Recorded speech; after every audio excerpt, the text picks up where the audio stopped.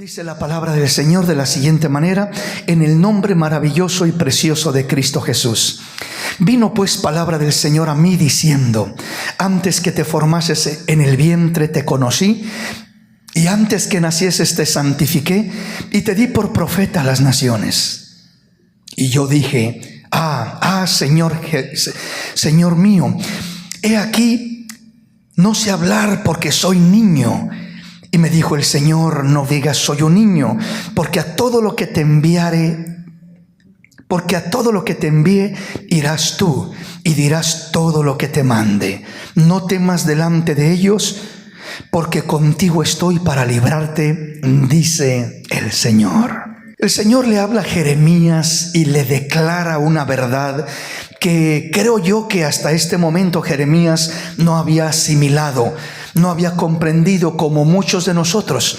Jeremías posiblemente estaba viviendo una vida cotidiana, una vida normal como ser humano en cierto sentido, ¿verdad? Y Dios viene a su vida y trata con él de una manera muy especial y le muestra algo que, repito, creo yo no había comprendido él.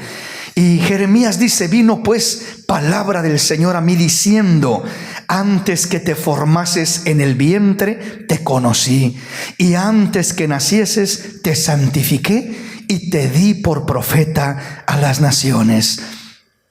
Dios está mostrándole a Jeremías algo muy hermoso, y esto hermoso cuando declara Dios: antes que te formases en el vientre te conocí.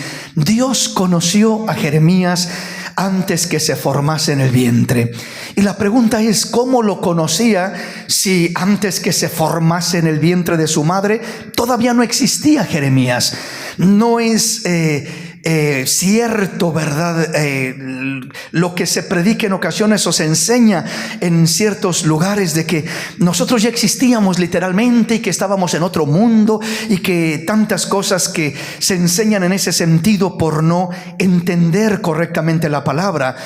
Cuando Dios dice que ya conocía a Jeremías, no era porque literalmente Jeremías ya existiera en otra vida, en otro mundo, en otro universo, o allá con Dios ya existía, ya era una persona, un ser allá que vivía con Dios, y de allá Dios lo mandó a esta tierra.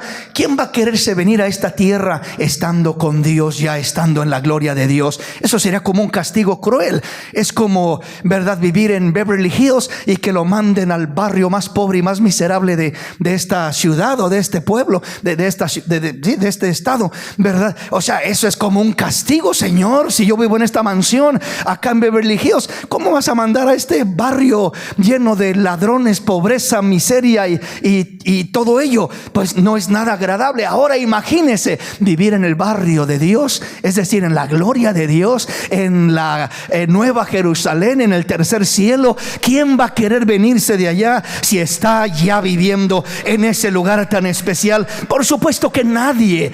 Entonces, en realidad, cuando la palabra nos enseña y nos dice que el Señor nos conocía, como en este caso a Jeremías, que no solamente se cumple en él, sino en cada uno de nosotros: antes que te formases en el vientre te conocí.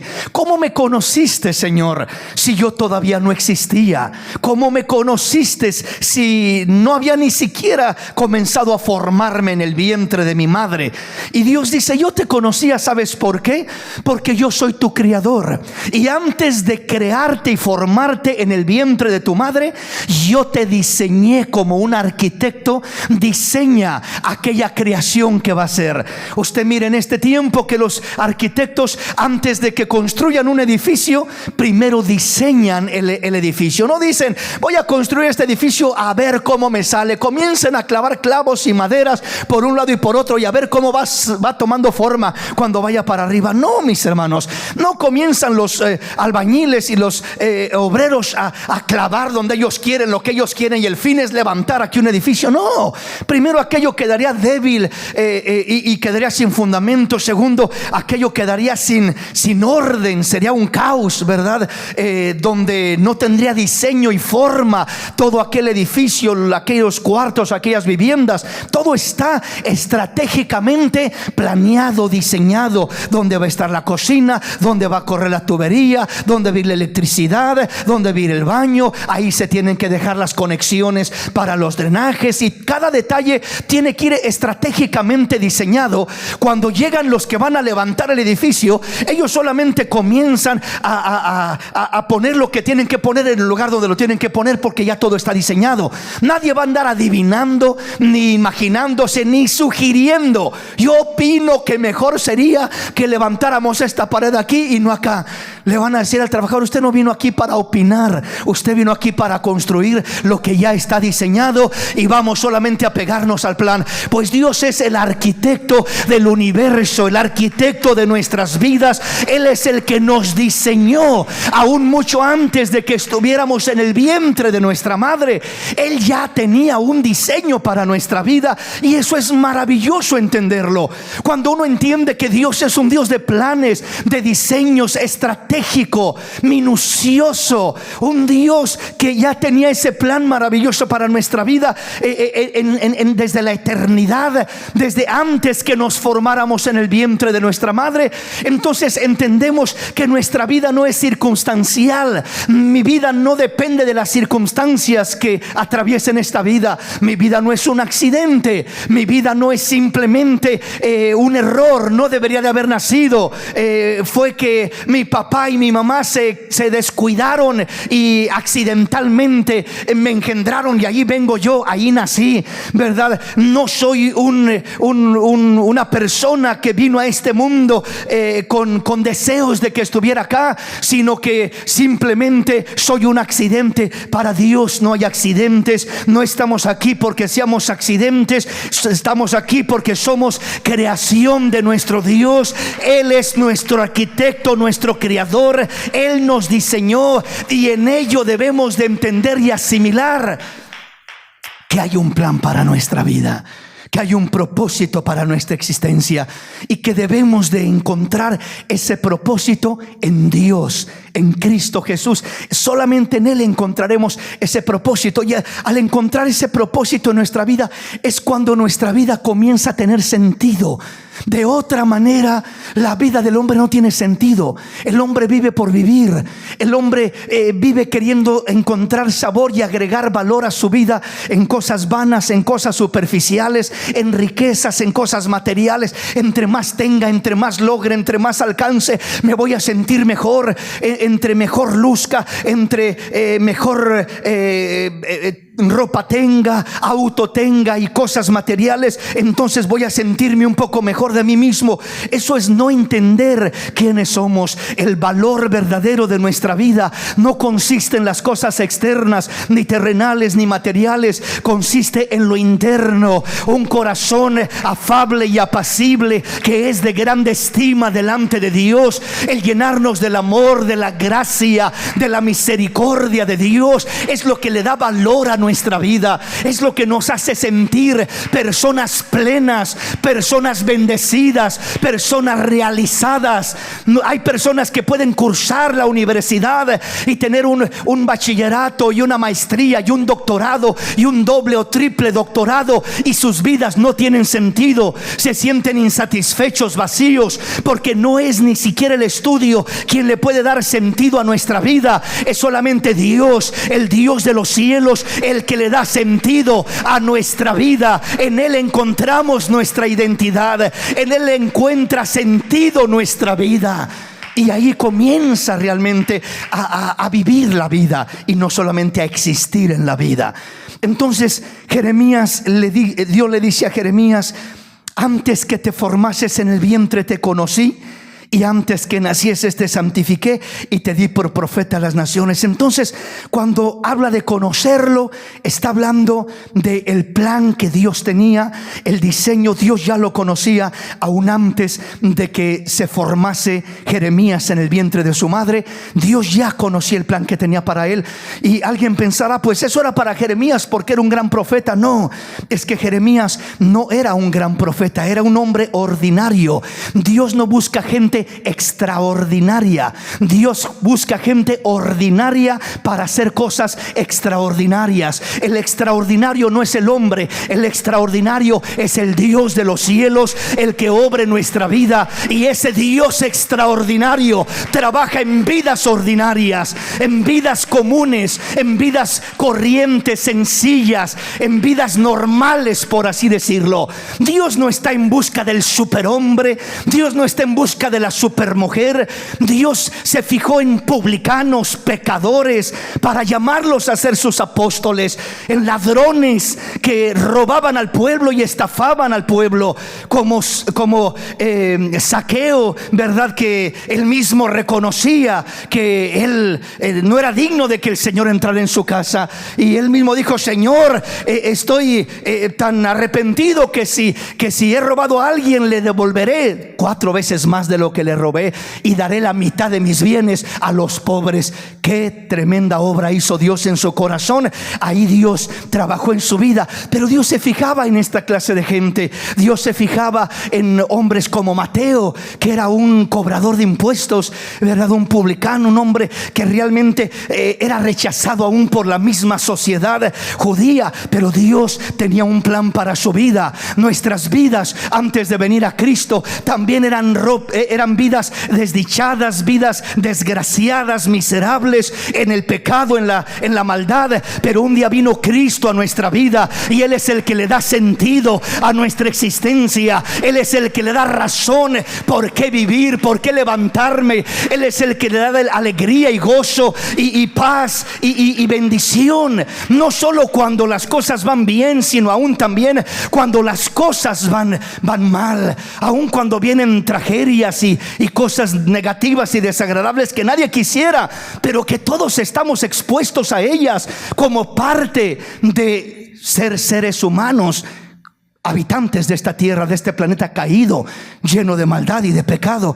Todos estamos expuestos, ¿verdad?, a sufrir diferentes situaciones, comenzando con las enfermedades y todo lo demás. Pero parte del propósito de Dios en este caso, que es de lo que estamos hablando, en sí hay algo importante que debemos entender, y precisamente parte de ese propósito consiste o comienza en que podamos aprender a vivir nuestras vidas a la manera de Dios, o en Dios. Que aprendamos a vivir nuestras vidas en Dios. Y cuando aprendemos a vivir nuestras vidas en Dios, entendemos la esencia del propósito para el cual fuimos creados, y nuestra vida comienza a tener sentido, y comienza a tener gozo y paz y alegría, y comenzamos a disfrutar la vida que Dios nos ha dado, a apreciarla, a valorarla, a aprovecharla de diferentes maneras. Le pongo un ejemplo. Por ejemplo, hay jóvenes, por ejemplo, que cuando buscan elegir a una pareja para casarse, el enfoque es grande en el propósito de Dios. ¿Será que me case con ella, con ella, con ella o con ella? El propósito de Dios será que me case con este joven, con aquel o con aquel otro. Y pensamos que quizás el propósito exclusivo de Dios es que me case con cierta persona en particular, cuando en su gran mayoría no es de esa manera. O sea, Dios no tiene exclusivamente diseñado decir tiene que ser ella, y si no es ella, estás arruinado y te va a ir muy mal. Tiene que ser él, y si no te casas con él, te va a ir muy mal en la vida. No, Dios nos da libertad, Dios nos da libre albedrío. Dios le dice al joven, a la jovencita, que es libre para poder elegir, escoger, mientras tanto que sea, obviamente, un hijo de Dios, una hija de Dios. Porque alguien dijo: si te casas con una hija del diablo, tendrás al diablo por suegro, y eso va a ser peligroso, te va a ir mal, ¿verdad? Porque tener una hija del diablo o un hijo del diablo. ¿Qué quiere decir eso? Una persona que no teme a Dios ni ama a Dios y anda en el mundo, te va a ir mal. Pero siempre y cuando se fije en una hija de Dios, temerosa de Dios, un hijo de Dios, temeroso de Dios, cuando es un hijo de Dios, una hija de Dios que ama a Dios, que tiene buen testimonio, Dios le da libertad a aquel joven, a aquella jovencita. El propósito de Dios más bien no está enfocado en que el joven o la jovencita se tiene que casar con cierta persona en particular exclusivamente, sino más bien está enfocado en que aprenda a amar, a respetar, a cuidar y a honrar a aquella joven o aquel joven con quien llegue a casarse. El propósito de Dios no es tanto elegir por ti al cónyuge o a la pareja con quien te casarás, sino más bien es el buscar que entiendas que aquella persona con la que a quien has elegido para compartir tu vida, debes de aprender a amarla, a cuidarla, a respetarla, a honrarla, y ahí Dios se va a glorificar en tu vida de una manera especial. Vas a valorar aquella relación, vas a disfrutar aquel matrimonio, porque entiendes el fundamento del propósito de Dios. Entonces, en veces queremos entender el propósito de Dios con cosas más superficiales. Repito, como este ejemplo que pongo: ¿con quién me debo de casar? Si Dios dice que exclusivamente tiene que ser con X persona, con una persona en particular, o Dios me da libertad. Y la respuesta es que Dios nos da libertad.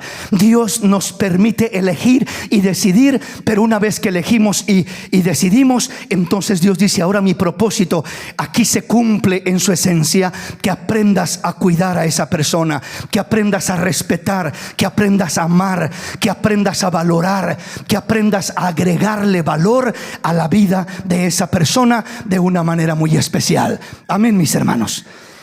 Veamos pues la palabra del Señor y vamos adentrándonos en el tema.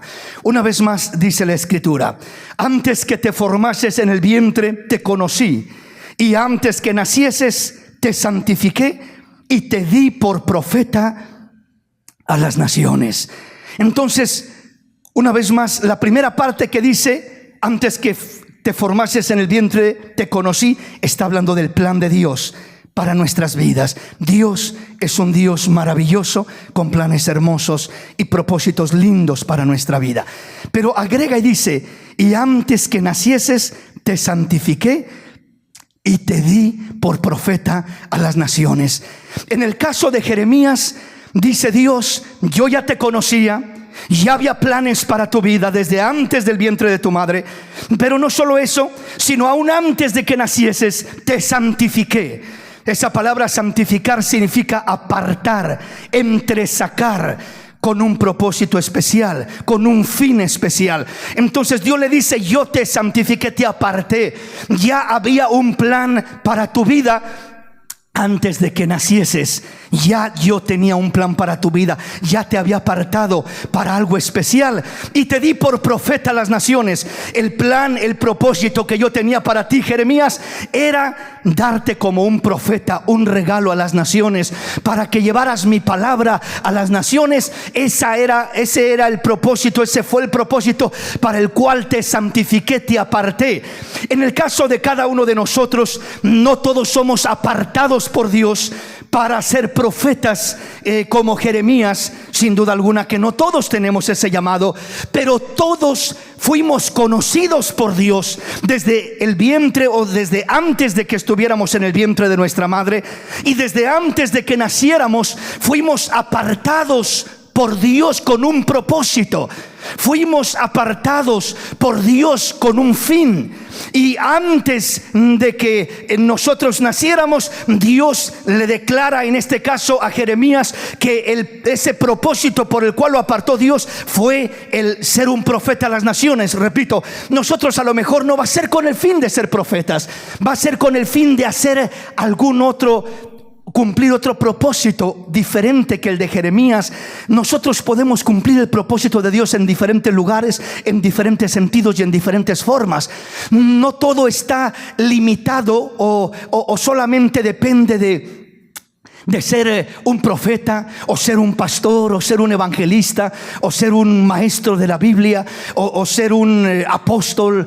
No todo se limita a esos 5 llamamientos, ¿verdad?, que Dios ha dejado para edificación de su iglesia, sino que hay muchos más propósitos de Dios que Él quiere cumplir en nuestra vida. Por ejemplo, un joven que va a estudiar y que está en la universidad y que está en la escuela, Dios quiere cumplir un propósito en ese lugar donde está, en esa escuela, en medio de todos esos jóvenes y jovencitas inconversas que no conocen de Dios y que jalan para un lado y para otro, y que buscan la felicidad en el placer y en el pecado, y corren para un lado y para otro buscando algo que les llene y les satisfaga.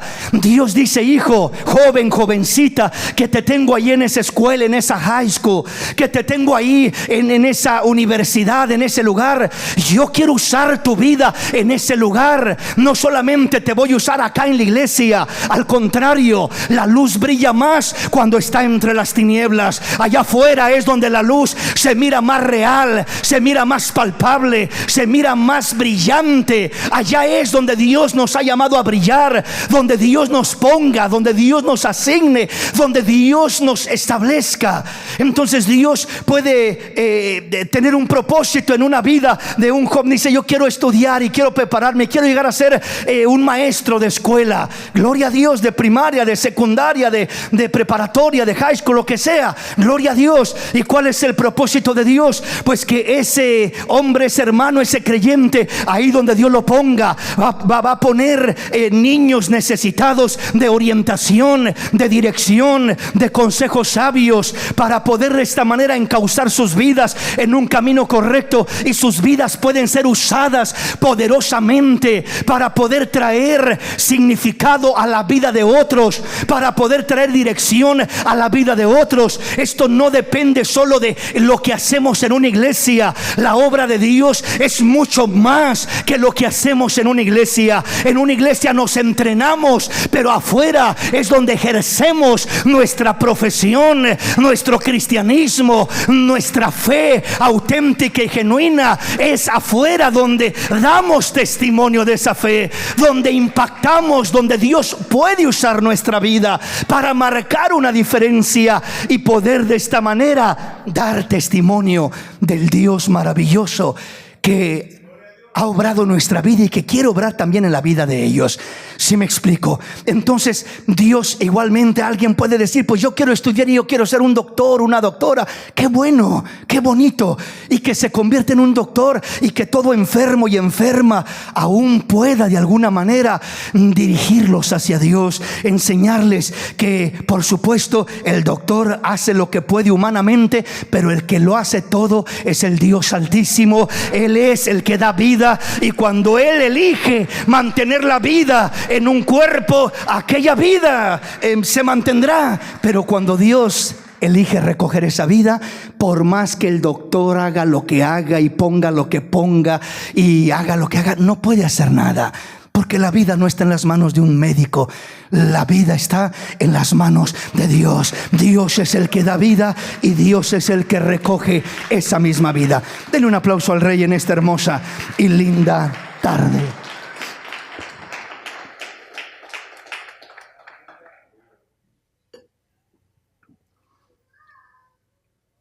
Ahora veamos esto entonces. Cuando dice la palabra una vez más: antes que te formases en el vientre te conocí, y antes que naciestes te santifiqué, y te di por profeta a las naciones. Jeremías luego habla y dice: y yo dije: ah, Señor, he aquí, no sé hablar porque soy niño. Y me dijo el Señor: no digas soy un niño, porque a todo lo que te envíe irás tú, y dirás todo lo que te mande. No temas delante de ellos, porque contigo estoy para librarte, dice el Señor. Jeremías se sentía impotente, incompetente. Él dice: Señor, tú dices que tienes planes grandes para mi vida. Tú dices que quieres usar mi vida. Tú dices que me apartaste para ser un instrumento en tus manos de bendición. Tú dices todo esto hermoso de mi vida, Señor, pero no te das cuenta que yo soy un niño que ni siquiera sé hablar. No te das cuenta de mis limitaciones, de mis temores. No te das cuenta, Señor, de mis incapacidades, de mis defectos. No te das cuenta, Señor, que yo no soy el hombre ideal desde mi niñez. ¿No ves todas mis imperfecciones y mis estorbos y mis luchas y mis batallas? Señor, seguro que hay alguien mejor que yo. Seguro que hay alguien más capacitado que yo. Seguro que hay alguien que tiene más sabiduría y más fortaleza y más de esto y más del otro que yo. Pero yo no tengo lo suficiente. Dios dice, no digas soy un niño, no digas no tengo lo suficiente. ¿Por qué? Porque nadie tiene lo suficiente. Dios no se está fijando en nosotros porque nos mira súper capacitados y equipados. No, eso no es lo que atrae la atención de Dios a nuestra vida. Dios no se fija en nosotros porque mira que tenemos grandes cualidades. No, las cualidades del hombre son vanidad, son superficiales. Lo que vale es lo que Dios puede hacer en la vida del hombre, aún en sus limitaciones. Dios se vale de sus imperfecciones. Dios perfecciona su poder en la debilidad del hombre, en su necesidad, en su debilidad. Ahí se perfecciona el poder de Dios. Señor, pues por lo menos hazme más fuerte, hazme más esto, hazme más lo otro. Dijeron los apóstoles al Señor, Señor, aumentanos la fe, danos una fe grande. Y el Señor les dice, no necesitan una fe grande o más grande de lo que ya la tienen, porque si tuvieran fe tan grande como un grano de mostaza, esa es la semilla más pequeña que hay entre todas las semillas. Lo que les está diciendo, si tuvieran la fe más pequeña que existe en esta tierra, sería suficiente para decirle a esa montaña, muévete y se moverá, para ordenarle a ese árbol, desarráigate y plántate en el mar y os obedecerá. No necesitan una fe más grande, necesitan sembrar, trabajar la fe que ya tienen. Esa fe que ya tienen es suficiente y más que suficiente para que Dios haga maravillas, para que Dios trabaje, para que Dios se mueva, para que Dios obre, para que Dios use nuestra vida. Siempre estamos pensando, Señor, pues si vas a usar mi vida, dame más de esto, dame más de aquello, necesito más aquí, más de allá. Incrementa mis finanzas, incrementa mi ayuda aquí, mi ayuda allá, y mi capacidad aquí, y mi conocimiento y mi sabiduría. Y mientras yo no sienta que ha incrementado todo eso, yo como que pongo esa excusa y digo, es que no tengo lo que se necesita. Pero Dios dice, hijo, mi propósito no se comienza a cumplir en tu vida basado en capacidades o cualidades que puedes tener. La cualidad principal y principiante que Dios busca en el hombre para cumplir su propósito no es su capacidad, sino su disposición, su disponibilidad. El Señor dice, ¿a quién enviaré? ¿Y quién irá por nosotros? Y allá grita uno que se siente sucio, que se siente inmundo, que se siente que es hombre pecador y que habita entre pueblo pecador, y que él dice, aquí que voy a morir porque he visto al Dios de los ejércitos. Pero cuando Dios dice, ¿a quién enviaré y quién irá por nosotros?, él responde, heme aquí, Señor, envíame a mí. Posiblemente soy torpe, posiblemente no soy el más limpio o el más santo, posiblemente tengo limitaciones, tengo defectos, tengo errores, pero heme aquí, Señor. Si puedes hacer algo con mi vida, está disponible en tus manos, Señor. Una vida disponible, una vida que se preste en las manos de Dios, una vida que le dice, heme aquí al Señor, es una de las vidas que va a comenzar a mirar la revelación del propósito y del plan de Dios para su vida, para lo cual ha sido creado. No necesitamos esperar ver visiones y que ángeles vengan y nos digan cuál es el propósito para el cual Dios nos creó, sino que nos prestemos en las manos de Dios para servirle, para hacer lo que Él quiere que hagamos, es decir, disposición por encima de capacitación, de preparación, de tener cualidades y esto y lo otro. lo primero es la disposición. La disposición en nuestro corazón puede más que todo eso. Entonces, las vidas más dispuestas son las vidas que Dios termina usando y termina revelando su propósito y encauzando su propósito para el cual Dios les creó. Y las vidas que de repente no se disponen, pues son las vidas que se quedan frustradas, truncadas, sin nunca encontrar una razón por qué vivir, sin nunca encontrar un propósito en su existencia, nada que le dé sentido a su vida, y se quedan sin desarrollarse esas vidas.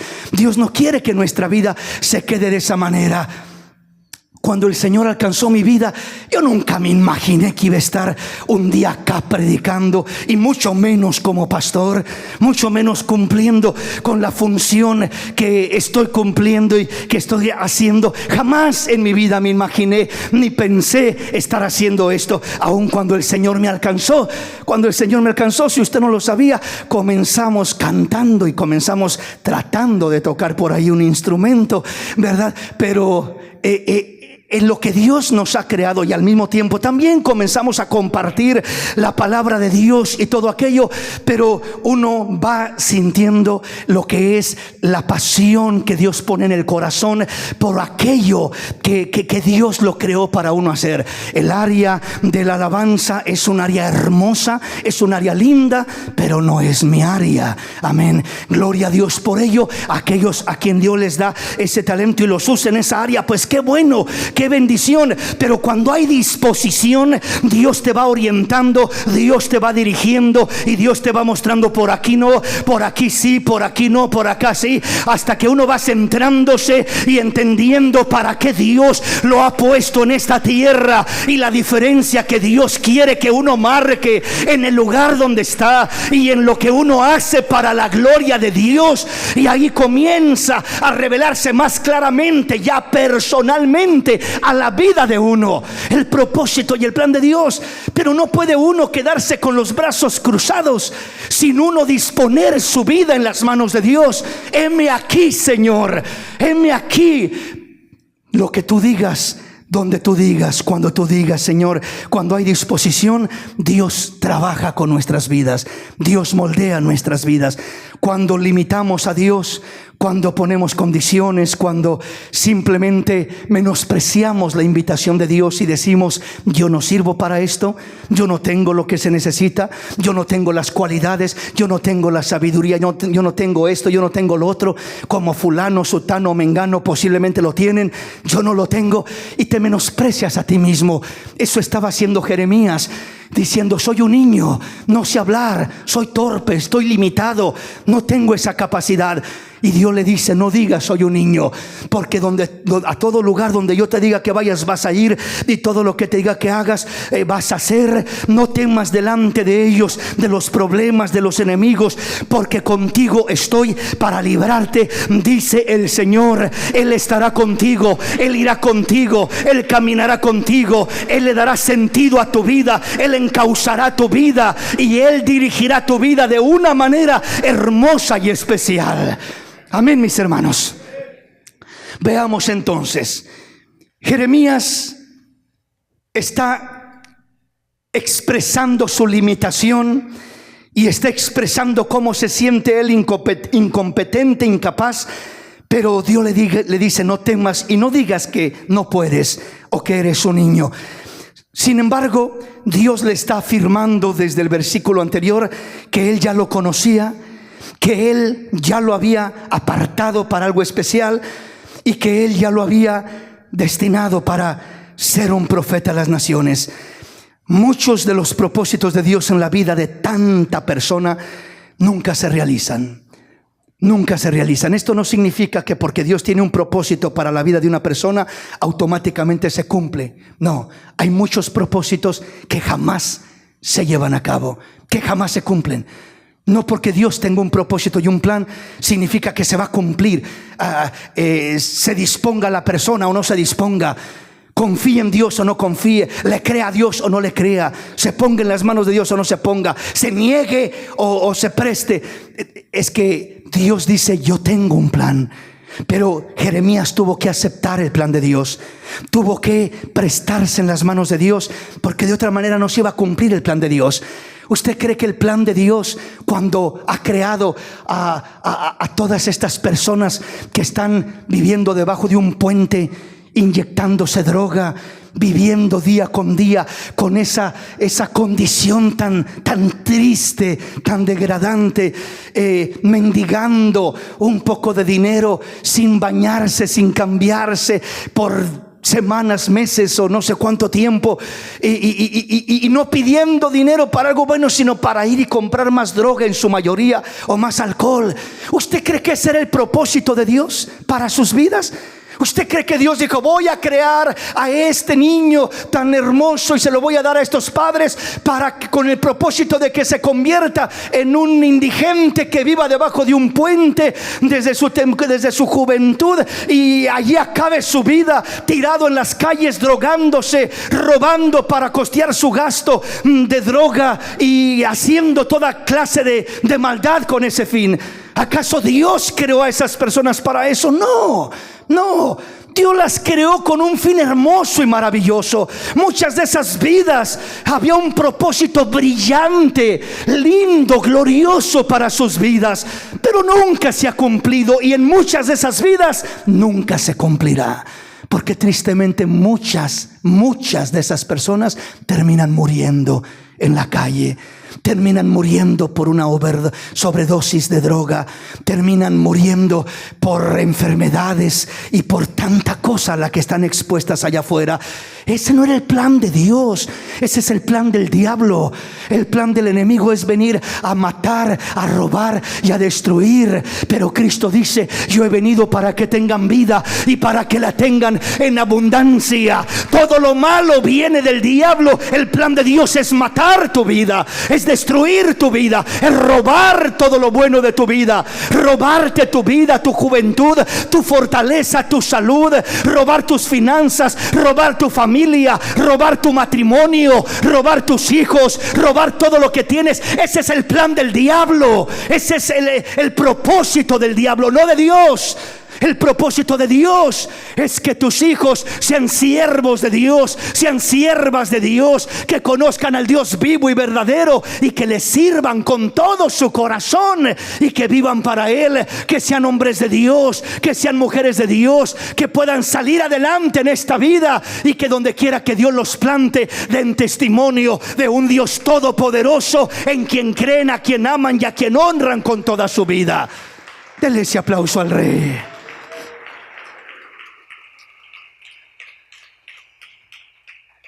Entonces, por eso le digo que el propósito de Dios no se cumple automáticamente, no se cumple forzosamente sin que yo quiera. No, Dios puede decir: tengo un plan para tu vida, hijo. Y de hecho dice la palabra que los pensamientos de Dios no son pensamientos de mal, sino pensamientos de bien para cada uno de nosotros.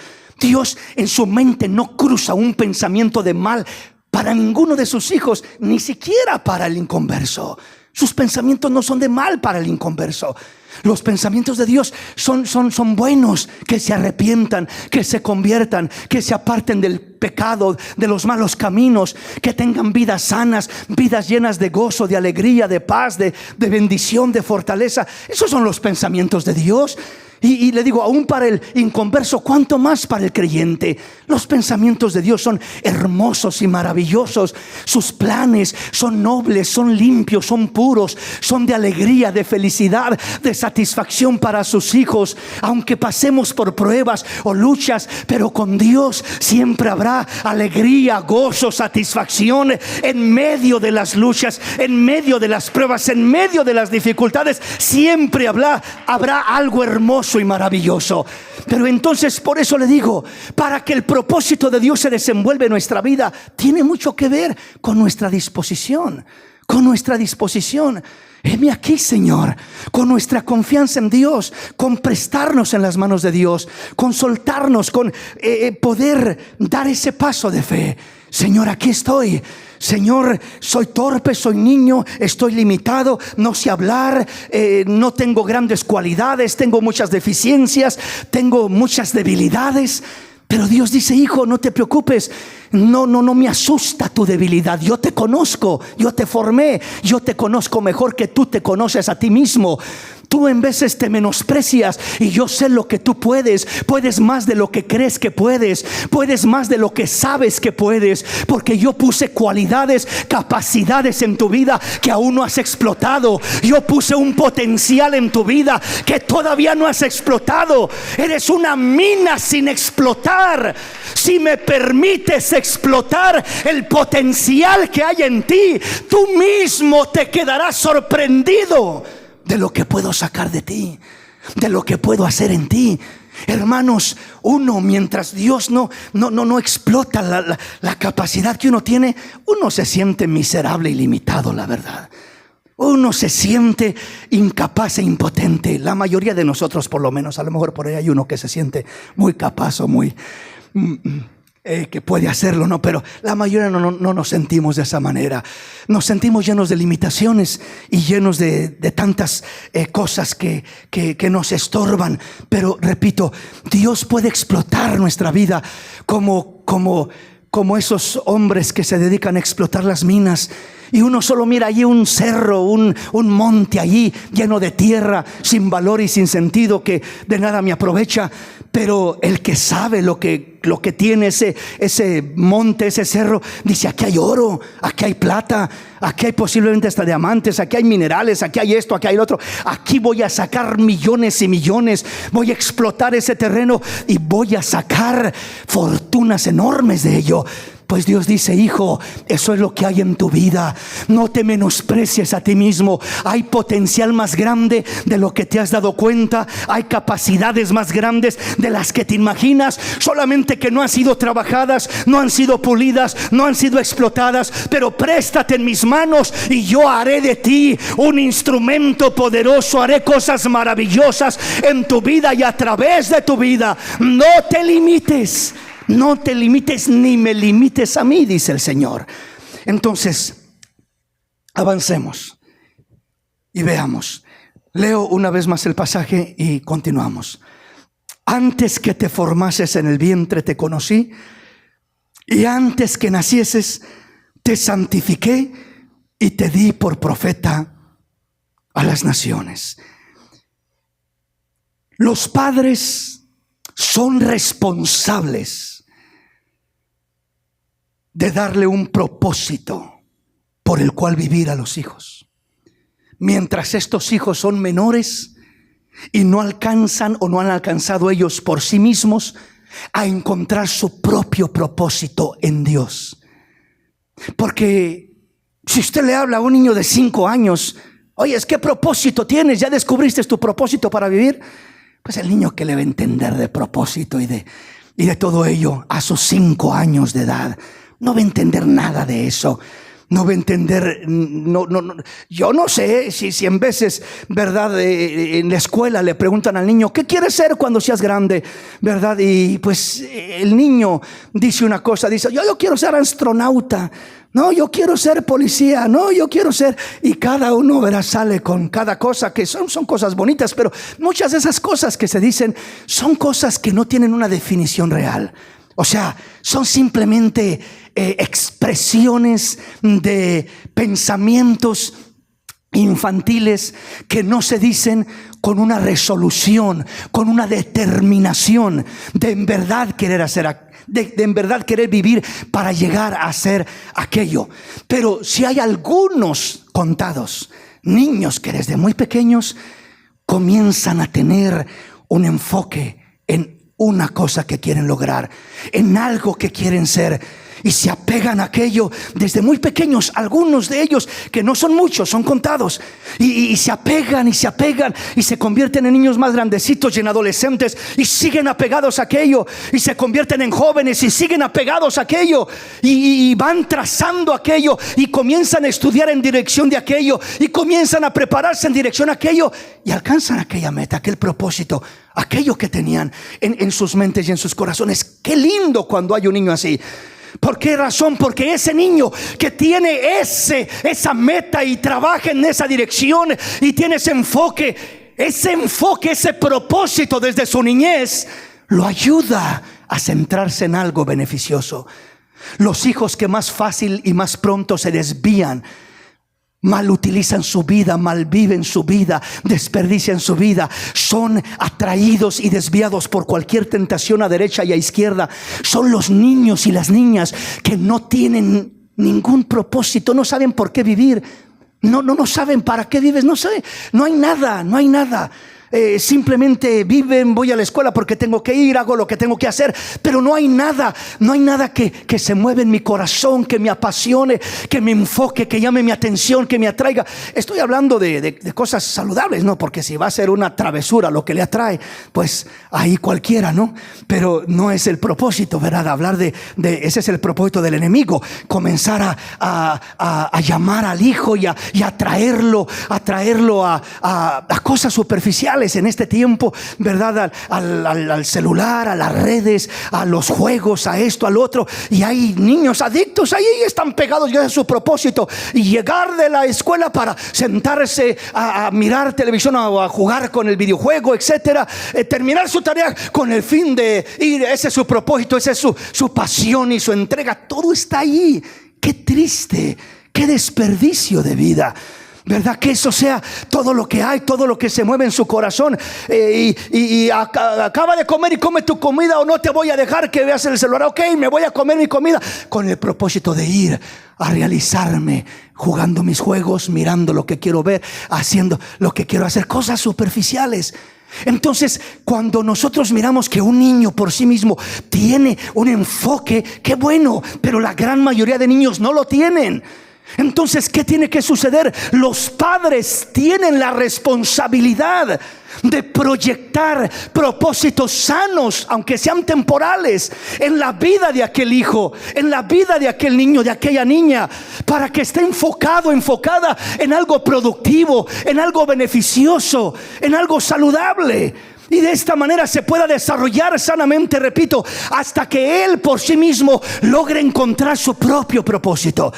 Por ejemplo, en las familias que se dedican más a los hijos, a una educación desde su temprana edad.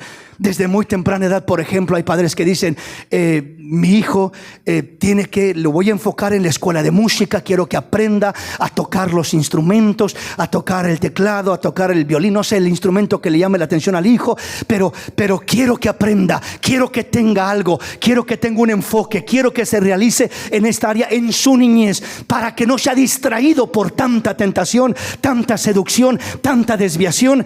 Y gloria a Dios, se enfocan sanamente y ahí van desarrollándose en su debido tiempo. Cuando llegan a una edad adecuada, ya el mismo hijo, él determinará: siento que Dios me creó para esto. ¿Sabes qué, papá? Yo aprendía y estudié y aprendí la música porque me lo pediste para enfocarme en algo sano y en algo productivo, pero no siento que es mi área, siento que mi área es esta otra o esta otra. Gloria a Dios, ya ahí el hijo se enfocará en aquello que él está sintiendo de parte de Dios, y a como él busque a Dios, Dios tratará con él y Dios le enseñará, Dios lo equipará, Dios lo dotará con todo aquello para lo cual fue creado, para que hiciera aquello que Dios lo creó. Bendito su nombre. Todo aquello comenzará a mostrarse y a manifestarse. Por ejemplo, si Dios creó a alguien para que le adore a través del canto, alabándole, cantándole, ¿verdad? ¿Qué va a hacer Dios? Dios le va a dar la voz, el talento, ¿verdad? Pero imagínese que Dios le da a uno una voz de gallo ronco, ¿verdad?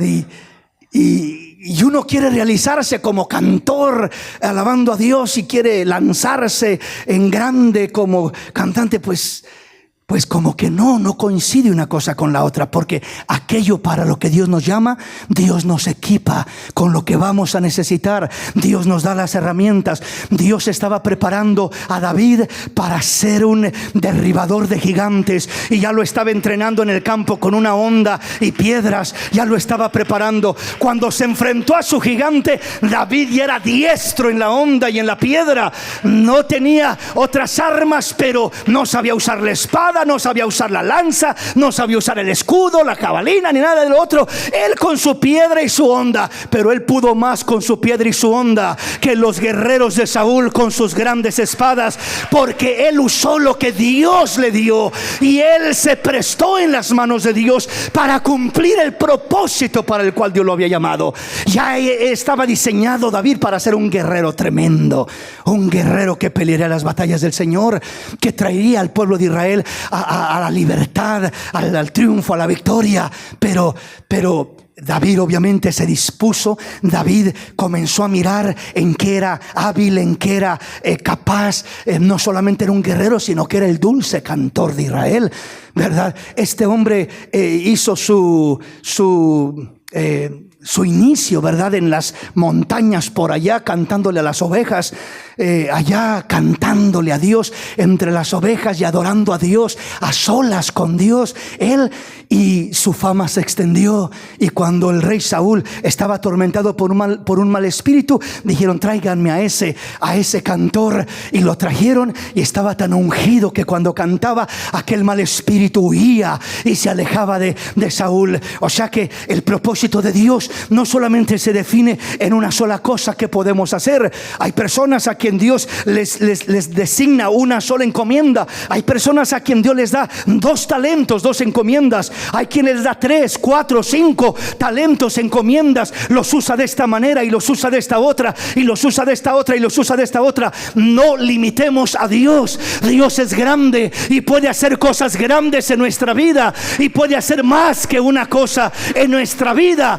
Prestémonos en las manos de Dios, creámosle al Señor, confiemos en Él y permitámosle trabajar en nuestra vida de una manera extraordinaria y maravillosa. Pero entonces, una vez más, padres de familia que tienen a sus hijos, recuerde, cuando usted tiene a su hijo, mientras él no encuentra un propósito por qué vivir, el responsable de proveer un propósito sano, beneficioso, saludable, es el padre, es la madre. Para aquellos hijos que aún son hijos de hogar y que aún van creciendo y desarrollándose, mientras no hay un propósito propio de Dios en sus corazones, los padres son responsables de encauzarlos.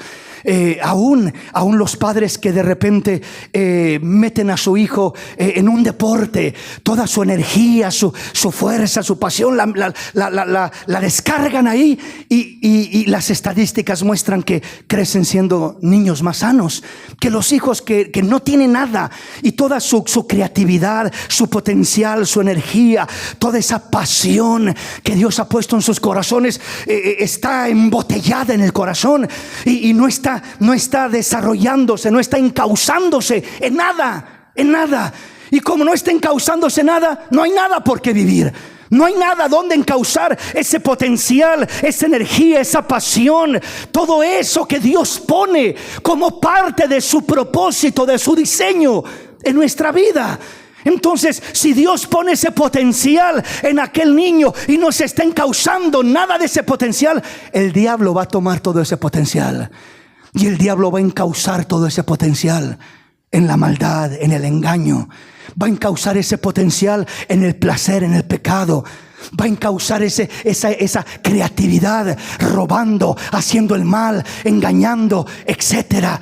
Porque los padres no encauzaron el potencial de ese hijo en una dirección correcta. Padre de familia, tus hijos tienen un potencial maravilloso. Hay potencial en cada hijo, hay potencial en cada hija. No son un cero a la izquierda, no son un error, no son personas limitadas que fueron creadas sin sentido y sin propósito. No, hay un plan maravilloso de Dios. Ayúdalos, encauza su creatividad, encauza su pasión, encauza su energía, encauza su potencial en una buena dirección, y serán hijos que crecerán sanos, en un desarrollo sano. Y repito, sobre todo encáuzalos en Dios, y Dios se encargará de tratar con ellos personalmente para mostrarles y revelarles específicamente el propósito ahora ya propio, personal, que Dios va marcando exclusivamente para ellos, exclusivamente para sus vidas. Entonces ahí comienza Dios a manifestar ese propósito hermoso y lindo en la vida de aquellas personas, para que de esta forma no se desvíen, no se aparten, sino que puedan seguir creciendo de una manera muy hermosa y muy especial. Amén, mis hermanos. Entonces, decíamos en nuestro tema anterior que si no sabes para dónde vas, cualquier camino te llevará allá. En otras palabras, si un hijo, y hablo de los hijos porque son los más propensos, son los más vulnerables, porque no tienen la experiencia, porque, repito, tienen potencial, tienen pasiones, tienen deseos, tienen inquietudes, tienen creatividad, pero no saben dónde, cómo encauzar todo ese potencial. Y cuando los padres no los dirigen, no los encausan, repito, los hijos son los más vulnerables. Si no saben a dónde van, a dónde se dirigen, cualquier camino, alguien que, vente por acá, por este camino, ahí van por ese camino. No, vente por acá, ahí van por allá.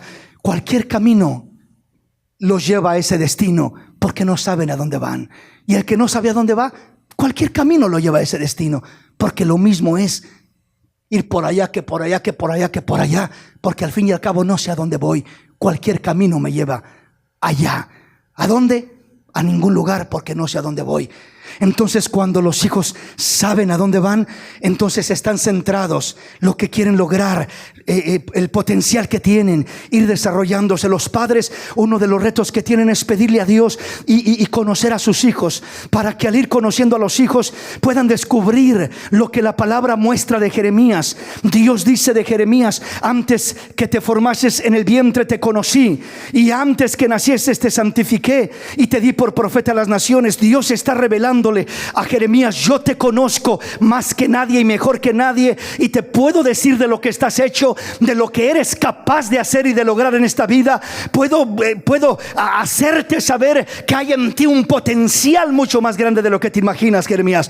No te menosprecies a ti mismo. Bueno, los hijos posiblemente no pueden escuchar la voz de Dios directamente como Jeremías, que ya cuando Jeremías escuchó esta voz fue en su edad adulta, no fue necesariamente cuando era un niño de 5 años o de 3 años que escuchó estas palabras. Pero los padres de familia son los que deben de cumplir con esta función. Lo que Dios está hablando a Jeremías es lo que los padres tienen que hablar a los hijos. Lo que Dios le dice a Jeremías: yo te conozco, Jeremías, mejor de lo que tú te imaginas.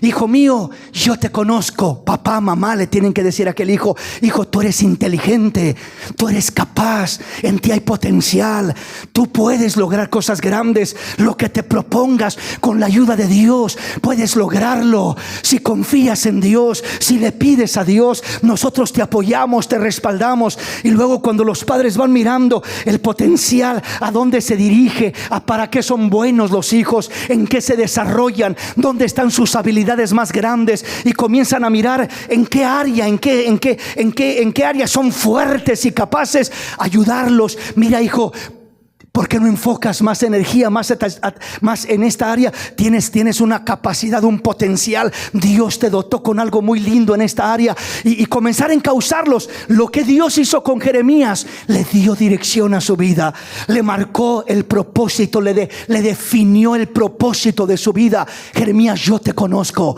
Jeremías, te he apartado para algo especial. Jeremías, tienes capacidad para ser un profeta de Dios, para ser un hombre, un instrumento de Dios.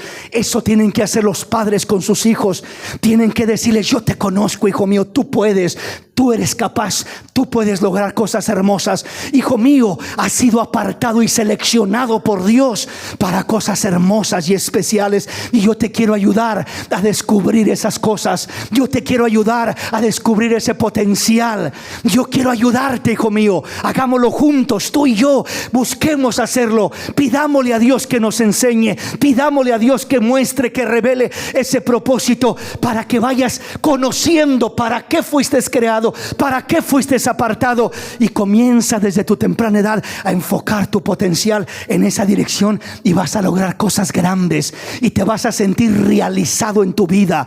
No te vas a lamentar, no vas a perder el tiempo, no vas a andar divagando, probando y tentando y haciendo y gustando de un montón de cosas vanas y vacías. para que al rato te lamentes y digas: ¿por qué perdí tanto tiempo? ¿Por qué perdí mi vida? ¿Por qué perdí mi juventud? ¿Por qué perdí mi oportunidad andando allá en cosas sin sentido?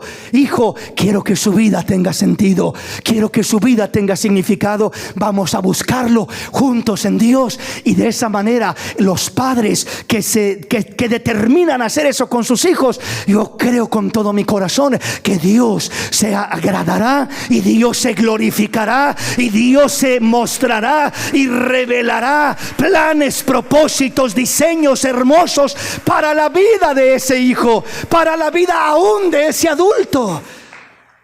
Porque esto no solamente es para los hijos, también es para los adultos. Hay adultos que, aunque sean adultos, están en la misma condición de los niños, es decir, sin poder entender y descubrir aquello para lo que fueron creados y el potencial que Dios ha puesto en sus vidas, sin comprender y valorar y apreciar y explotar todo ese potencial. Aquí me detengo, el tiempo se nos ha ido. Vamos a ponernos de pie en esta hermosa tarde.